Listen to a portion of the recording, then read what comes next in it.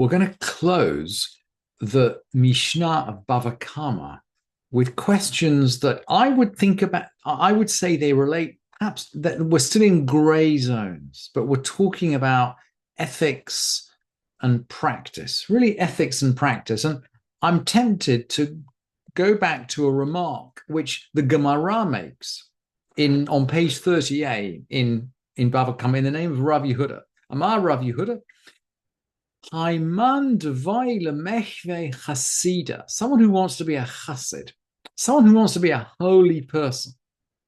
How do you become a holy person? It's not by fasting or by praying.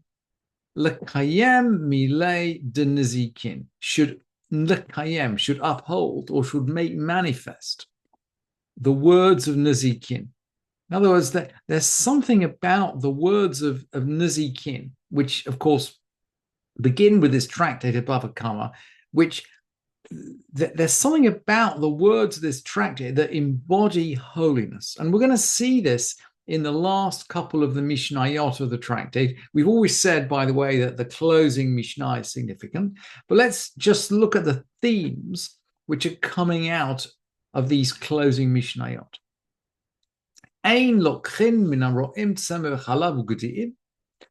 We don't buy wool or milk or kids from herdsmen. Now, we don't know that the herdsmen have stolen the wool or the milk or the kids, but we can't really know. We can't, and we're not going to buy these things if they're stolen. So we don't buy these things from herdsmen.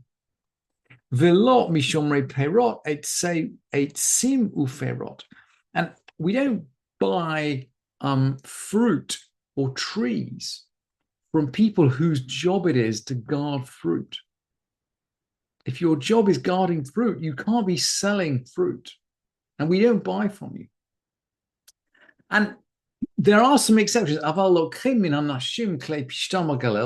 Galil, we can buy garments of flax, and in the we can buy calves in the Sharon.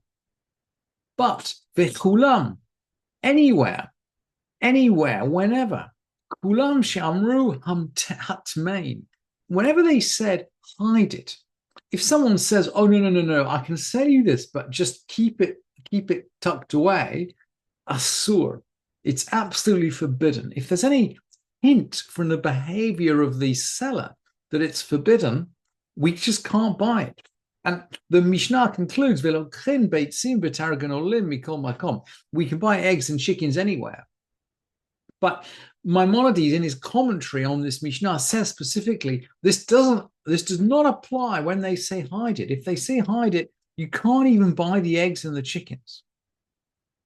Now, sometimes material that is, so to speak, between two domains belongs to the workman, and sometimes it belongs to the householder.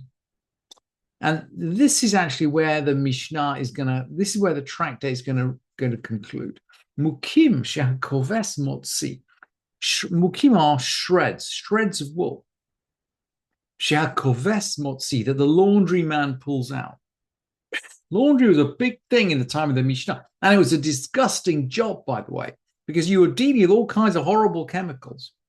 They did not have washing machines, and they didn't have water on tap. So you had to take your laundry to someone to deal with, and it was a big deal. Mukim shehakoves motzi. So, and during this process, of course, bits of wool might come out. So shreds which the laundryman comes out, they actually belongs to him. They belong to him. He can keep that stuff. He doesn't have to give it back. Shehasaruk motzi hare hen shel baal bait. But those which the wool comber pull out are the householders. Maybe because they're more significant, or maybe because, of course, the job of the wool comber is to pull stuff out. So he's employed in doing that. So that's his business. And of course, if you take your wool to be combed, maybe you expect to get the residue. Let's keep going. Hakoves notel shlosha chutim. So we're going to restrict this halacha slightly. The laundryman is going to take out three threads. It's a tongue twister. 3 threads. 3 threads, and they're his. Behen shelo. Yater miken shel bal bite. Actually, if he takes out more than 3, they are the householders. Im haya shechor al gabei lavan. If there were black threads among white, so he's washing a white garment, and there are some black threads mixed in which are coming out. In this case, he can keep them. Notat kol v'hein shelo. He actually takes everything out. If he's cleaning up a white garment, he takes all the black out. V'hein shelo. He keeps them. Hachayat sheshayir min hachut kadeli porable. A tailor who had left over thread sufficient. Matlit shehi shlosha shehi shalosh al shalosh. Sufficient to sew a piece of cloth. 3 by 3. This means 3 fingers, 3 tfachim, really. 3 fingers by 3 fingers. Tiny piece of cloth. Hayav lachazir labalim. He has to return them to the householder. Again, in the time of the Mishnah, thread is a lot more expensive than it is today. And small amount of thread, you have to give back. You have to give back. Mashecharash motzi bar matzad. So let's all say we got a carpenter, and he's working with a plane. He's generating. He's taking out little bits of wood with his plane. Hare elu shelov. They actually belong to him. Uva kashil hare elu shel bite. But if he takes them off with an axe, they actually belong to the household. There's a question of degree. Ve'im haya oseh etzel bal habayit.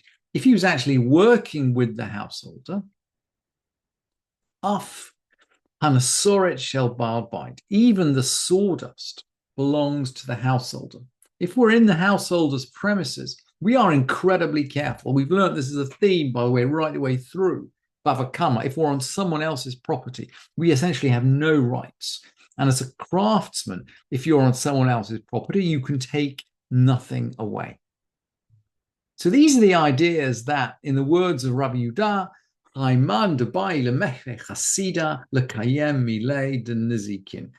you want to be a chassid, you've got to make manifest these kinds of, this sort of particular care over really, really small things.